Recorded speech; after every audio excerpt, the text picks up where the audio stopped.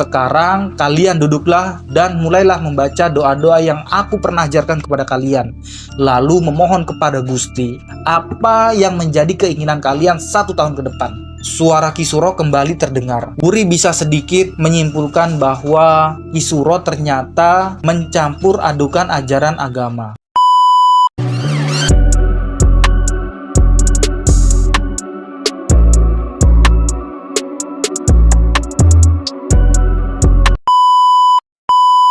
Hawa dingin menerpa desa Kenongko. Para penduduk yang tak punya kepentingan mendesak memilih bergelung dalam selimut tebal.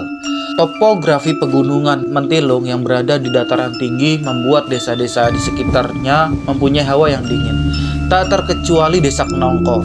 Hanya suara jangkrik, katak, burung hantu, dan binatang malam hari lainnya yang mengisi suara pada malam itu. Cahaya temaram bulan menerangi seadanya setiap sudut desa.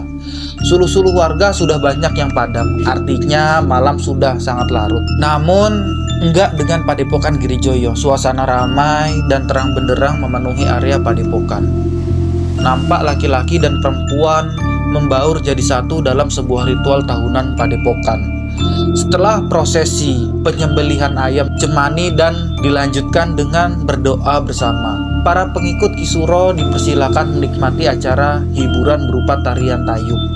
Tariannya dilakukan oleh 5 orang penari tayub dengan pengibing yang berganti-ganti. Para penari nampak menari dengan luas, sedangkan pengikut Ki Suro yang laki-laki dan tidak mengibing menari tayub duduk melingkar mengelilingi sambil menonton tarian tayub itu. Sementara pengikut Ki Suro yang perempuan mengurus ayam cemani-cemani tadi dan mengolahnya menjadi masakan.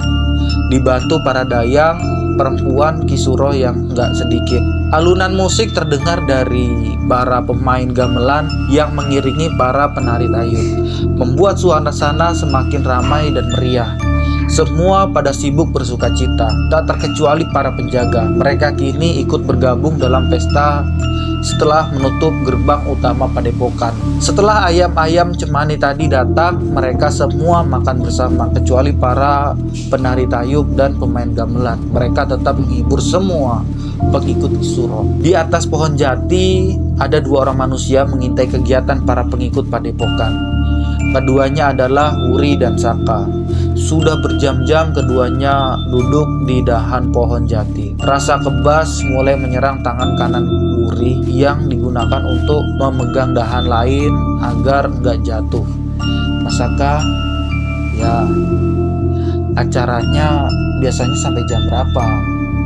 Tanya Wuri. Kini ucapannya nggak lagi bisik-bisik. Semua penghuni Padepokan nggak akan mendengar ucapan keduanya yang kalah sama suara gamelan yang mengalun. Biasanya sih sampai pagi, Wur. Wuri kemudian melihat jam yang melingkar di pergelangan tangannya. Dengan bantuan cahaya rembulan yang remang-remang, Wuri masih bisa melihat bahwa jarum jam sudah menunjukkan pukul 02.00 dini hari. Pagi masih lama. Wuri menghela napas. Saka yang mendengar helaan napas Wuri lalu bertanya, "Kamu kenapa?" Tangan Wuri mulai kebas, Mas. Rasanya nggak sanggup kalau harus mengintai sampai pagi. Wuri menjawab dengan jujur. Dia mulai gelisah, takut jatuh dari ketinggian pohon jati karena tangannya sudah mulai lemas. Ya sudah, kita sudahi saja pengintaiannya. Tapi nanti ketinggalan rangkaian acaranya, Mas. Aku kan ingin lihat semua sampai selesai. Acara inti ritualnya hampir selesai. Sebagian besar acara sudah kamu lihat. Katanya sampai pagi, protes Wuri. Ya memang sampai pagi, tapi setelah acara makan bersama tadi, tinggal acara pelumuran darah ayam cemani di dahi masing-masing pengikut Padepokan. Lalu sehabis itu mereka akan minum-minum khamar sampai pagi, baik laki-laki maupun perempuan. Benarkah? Iya benar. Kalau kamu sudah nggak sanggup bertahan lebih lama, sebaiknya kita pulang saja. Gimana? Ya sudah, ayo kita turun. Mas Saka duluan. ujar Wuri. Akhirnya tanya semakin menjadi kebasnya. Tanpa berkata-kata lagi, Saka mulai turun dari atas pohon jati. Dia dengan mudahnya sampai di tanah. Setelah itu gantian Wuri berusaha untuk turun. Ternyata tangan Wuri yang kebas membuatnya kesulitan memegang pohon jati. Saat hampir sampai di atas permukaan tanah, tangannya terlepas dari pegangan pohon jati. Wuri jatuh tepat menimpa Saka. Aduh, Wuri mengaduh sambil mengusap-usap kepala bagian belakangnya yang beradu dengan kepala Saka. Dia kemudian beringsut menjauh dari Saka. Saka sendiri sibuk menenangkan dirinya yang kaget dengan kejadian yang tak terduga yang baru saja menimpanya. Kepalanya nggak kalah sakit, tapi sebagai laki-laki ya dia bisa menahan diri untuk nggak mengeluh. Di sisi lain, hatinya merasa nggak karuan karena baru saja bersentuhan dengan Wuri, gadis yang selama bertahun-tahun belakangan memenuhi kepalanya. Keduanya sama-sama diam untuk beberapa saat hingga perasaan mereka tenang.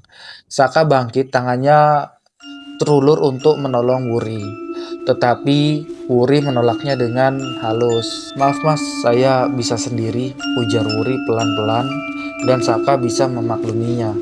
Meskipun dia nggak pernah mondok secara formal di pesantren, tapi dia cukup paham tentang larangan bersentuhan dengan lawan jenis yang bukan mahramnya. Hanya saja sebagai laki-laki normal, kadang hawa nafsunya lebih menguasai dirinya. Sebenarnya Wuri sedang berusaha untuk nggak terlarut dalam suasana. Dia tahu berdua saja dengan Saka adalah salah. Hal itu selalu memenuhi pikiran, tapi kemudian dia menyimpulkan bahwa bukan dia yang memang sengaja berdua dengan Saka, akan tetapi keadaan yang mengharuskan. Setelah keduanya sama-sama bisa menguasai emosinya, kemudian Saka mengajak Wuri pergi dari lingkungan padepokan menuju rumah Budi Sumi. Saka jalan di depan sedangkan Wuri mengikuti di belakang. Ini suluh-suluh warga yang menerangi jalan-jalan desa sudah mulai padam semuanya. Keduanya mengandalkan cahaya rembulan untuk melihat jalanan yang dilaluinya. Nggak ada percakapan sedikit pun. Jarak yang sebenarnya nggak sampai 1 kilometer terasa sangat jauh buat Wuri. Tiba-tiba Wuri yang berada 1 meter lebih di belakang Saka merasa hawa ada seseorang berjalan di belakangnya. Seketika Wuri menoleh, tetapi dia nggak melihat siapapun. Bulu kuduk Wuri berdiri semua. Seberani apapun Wuri, dia percaya bahwa ada makhluk Allah lain yang ikut menghuni dunia ini, tetapi dengan alam yang berbeda. Suara lolongan anjing dari kejauhan semakin membuat Wuri merasa sedikit takut. Wuri memutuskan untuk mempercepat langkahnya hingga sekarang berada sejajar dengan Saka. "Kenapa, Wur?" Saka melihatnya dan langsung bertanya saat mendengar napas Wuri lebih cepat akibat jalannya tergesa-gesa. "Tidak ada apa-apa mas, hanya ingin jalan bareng mas Saka saja." Wuri berbohong untuk menutupi rasa takutnya. Dia nggak mau dianggap penakut oleh Saka. Dia ingin Saka nggak menganggapnya lemah. Nggak terasa keduanya sudah sampai di depan rumah Budi Sumi.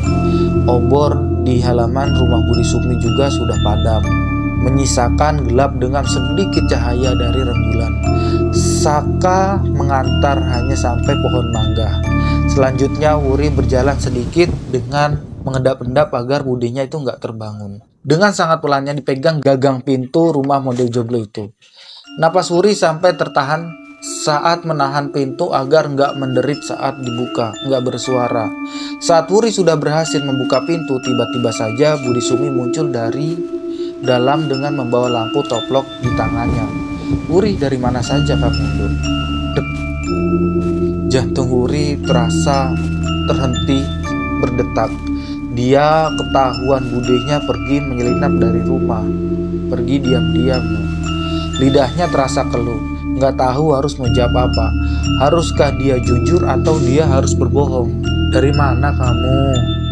Budi cemas saat mendapatkan kamu nggak ada di kamarmu. Budinya kembali bertanya setelah menunggu beberapa saat. Wuri masih saja diam. Wuri baru ingat bahwa pintu kamarnya tadi lupa dia tutup kembali. Wuri merasa seperti maling yang ketahuan mencuri. Ya, terima kasih teman-teman yang sudah menyaksikan video ini dari awal sampai akhir. Jadi, tunggu part selanjutnya yang nanti saya upload. Nggak sampai 1 minggu ke depan saya upload. Jadi, sebelum video ini diakhiri, jangan lupa di subscribe. Terima kasih teman-teman. Assalamualaikum warahmatullahi wabarakatuh.